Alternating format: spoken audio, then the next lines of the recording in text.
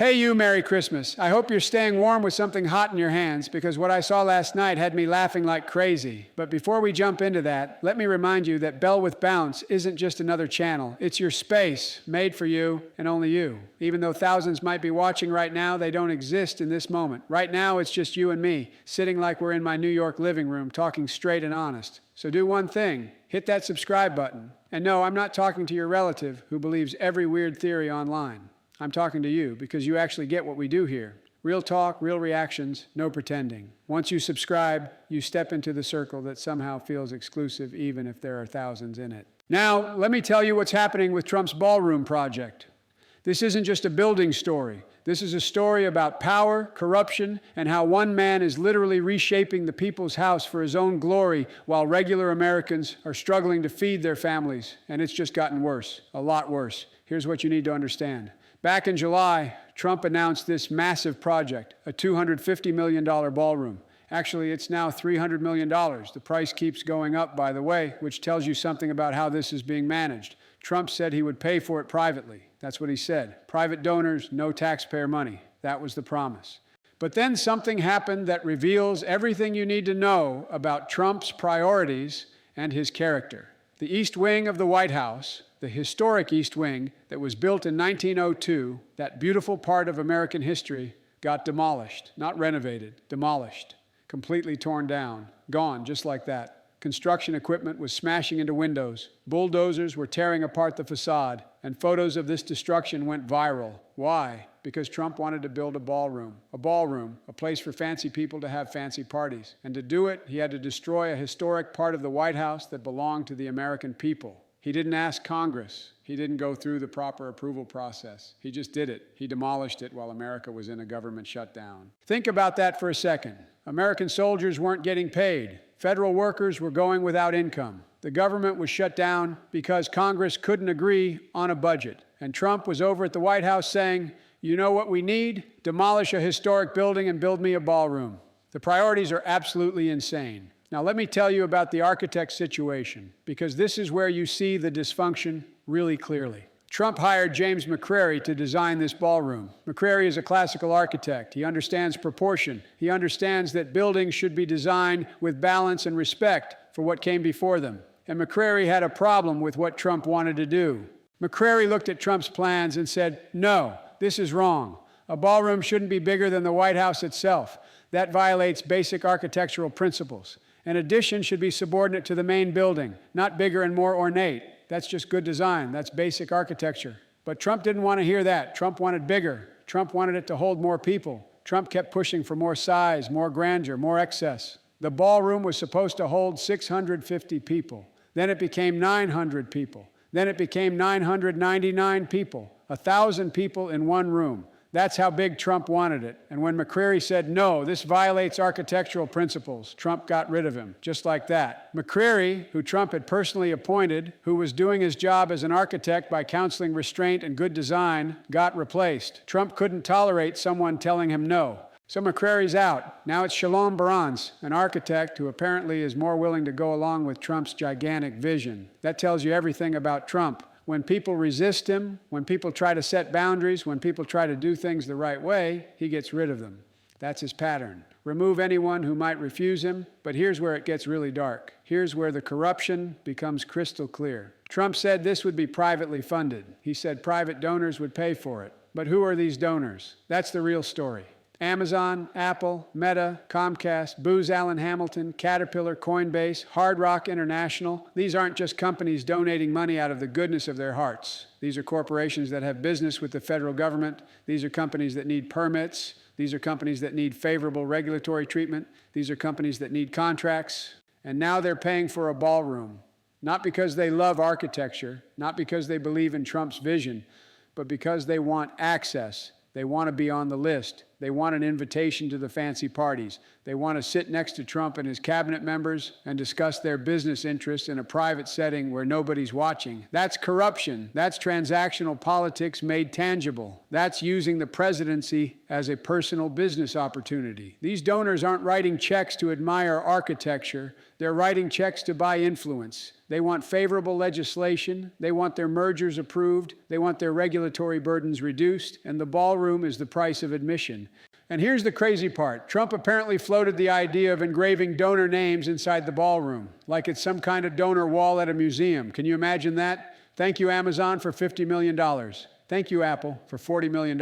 The ballroom becomes a monument to corporate influence. But the real question is, what are Americans getting out of this? What are the American people getting out of watching their White House be reshaped into a luxury venue for billionaires and corporations? Meanwhile, food prices are up. Meat costs are through the roof. Eggs are expensive. Families are cutting back on dinner. Energy bills are skyrocketing. Medical expenses are overwhelming families. And Trump's sitting there asking Congress to reimburse him for investigations, not for the ballroom, that's privately funded, he says, but for other legal matters. He's asking America to write him a check for hundreds of millions of dollars while regular people are struggling to afford groceries.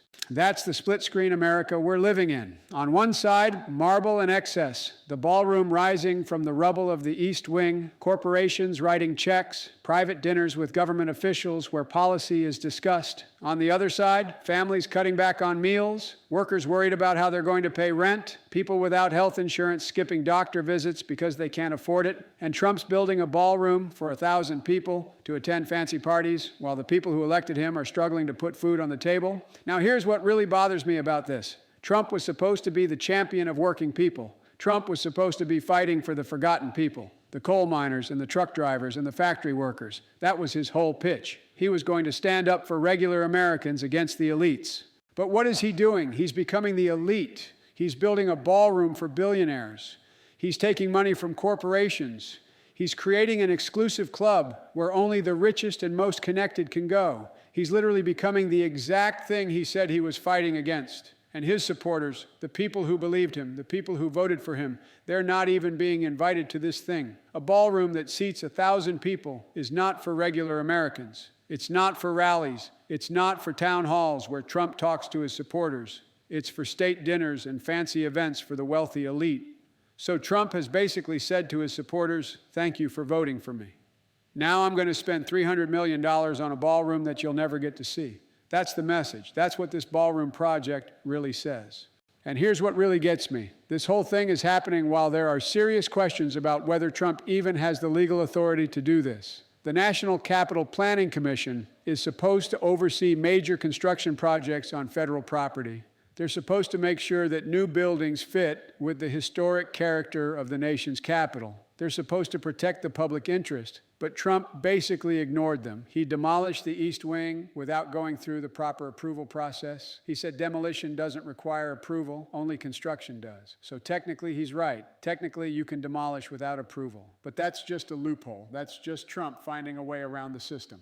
And when people complained about this, when preservationists said, wait, you can't just destroy a historic part of the White House, what did Trump do? He got rid of the architect who was counseling restraint. He brought in someone who would go along with his vision. He removed anyone who might oppose him. Senator Richard Blumenthal actually introduced legislation called the No Palaces Act to stop this kind of thing. He said, it's not Donald Trump's house, it's the people's house. And he's right. The White House doesn't belong to Trump. It belongs to all Americans, past, present, and future. But Trump's treating it like his personal property. He's reshaping it for his own purposes. He's tearing down historic buildings. He's building monuments to wealth and excess. And he's doing it with money from corporations that have business with his administration. Now, let me ask you something. Do you think this is what America should be? Do you think a president should be able to reshape the people's house for his own purposes? Do you think he should be able to demolish historic buildings without proper oversight? Do you think he should be able to take money from corporations in exchange for access and influence? Because this is what's happening. This is what we're allowing. And the more Trump gets away with, the more he pushes boundaries, the more he removes people who resist him, the more he consolidates power. This ballroom project is a symbol.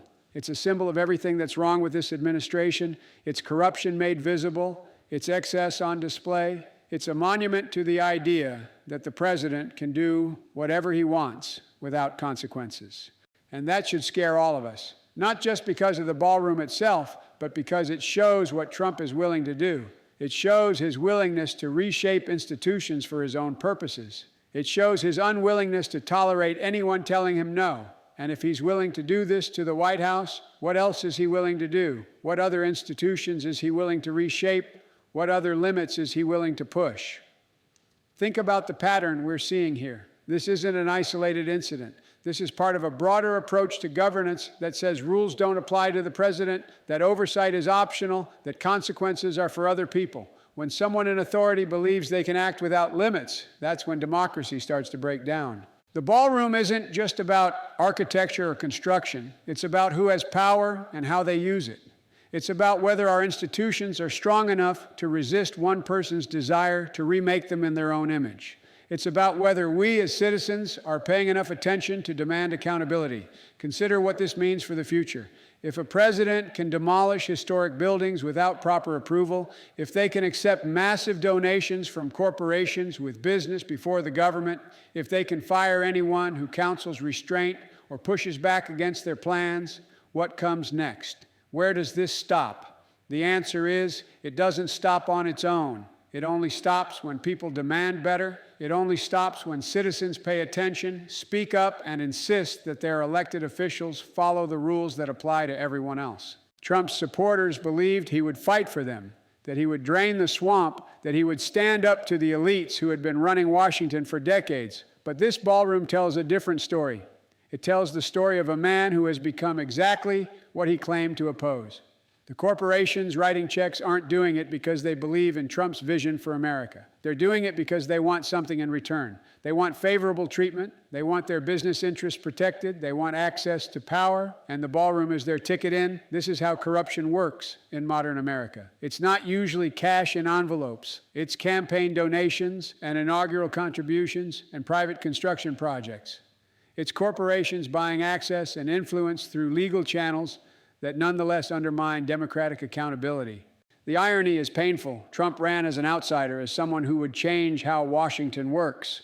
But what he's actually doing is making the system even more transactional, even more favorable to wealthy interests, even more disconnected from ordinary Americans. The people who voted for him, who believed in his promises, who thought he would fight for them, they're watching from the outside while billionaires and corporate executives get invited to exclusive parties in a ballroom built with corporate money. That's not draining the swamp.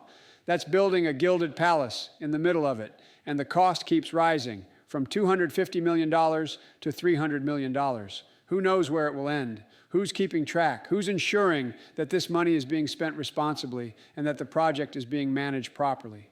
These are basic questions that deserve answers, but Trump has created an environment where asking questions is treated as opposition, where demanding accountability is seen as partisan attack, where anyone who says no or wait or let's think about this gets removed and replaced with someone more compliant. That's not strength. That's not leadership. That's insecurity dressed up as confidence. Real leaders welcome dissent.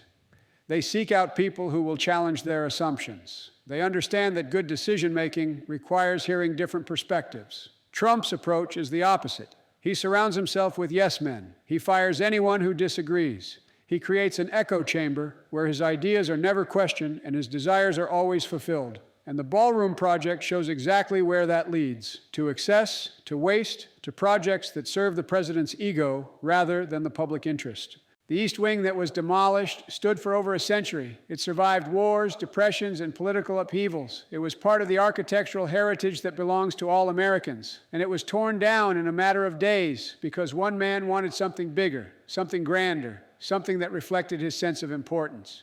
That's a metaphor for what's happening to our institutions more broadly.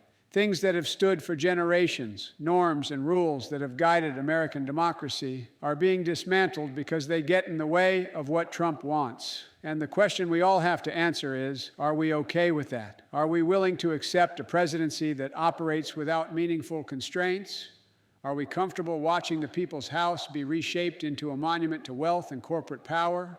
Because if we're not okay with it, then we need to do something about it. We need to pay attention. We need to speak up. We need to demand that our representatives take action. We need to insist that the rules apply to everyone, including and especially the president. This Ballroom Project matters because it's a test. It's a test of whether our system of government can restrain an executive who doesn't want to be restrained. It's a test of whether Congress will exercise its oversight responsibilities. It's a test of whether the American people care enough to demand accountability. So far, Trump is passing his test, the test of how much he can get away with, but we're failing ours, the test of whether we'll hold him accountable. And if we keep failing, if we keep allowing him to push boundaries and break norms and reshape institutions for his own benefit, then we shouldn't be surprised when things get worse. The ballroom is being built right now. Construction is happening. Corporate checks are being cashed. Donor names might be engraved on the walls. And regular Americans are being left out, both literally and figuratively. This is the moment when we decide what kind of country we want to be. Do we want a democracy where power is accountable and institutions serve the public interest? Or do we want something else? Something where the president can do whatever he wants, where corporations buy influence openly, where historic buildings are demolished on presidential whim? The choice is ours, but only if we make it, only if we engage, only if we demand better. All right, my friend, that's what's happening with Trump's ballroom project. That's why this matters. That's why you should be paying attention. This isn't just about a building. This is about the direction of this country. This is about whether we're going to allow one man to reshape our institutions for his own purposes. Thanks for being here with me. Thanks for caring about this stuff. Thanks for understanding that democracy requires all of us to pay attention and demand accountability. I'll be back soon with more episodes of the Bobby Report. Keep watching, stay informed, stay engaged, take care of yourself and your family. Happy holidays. Be well, my friend.